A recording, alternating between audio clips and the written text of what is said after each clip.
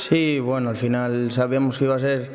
un partido muy complicado. Ellos allí en Miramar sabemos que es un equipo fuerte, que prácticamente saben jugar de memoria en ese campo, lo tienen muy perfeccionado y bueno, si pudimos conseguir una victoria que nos aleja un poquito y que nos pone más cerca del objetivo. Claro, para mí jugar allí es siempre especial, prácticamente vivo a dos pasos del campo y bueno, jugar en casa siempre y ganar, pues siempre es una alegría ante mi familia y amigos, así que muy contento. Sí, como dices tú, nos viene un rival complicado que buscará ganar y sumar más tres, porque bueno, al final están en una situación que intentarán revertir y seguro que vienen aquí con todo porque sabemos que necesitan los 3 puntos,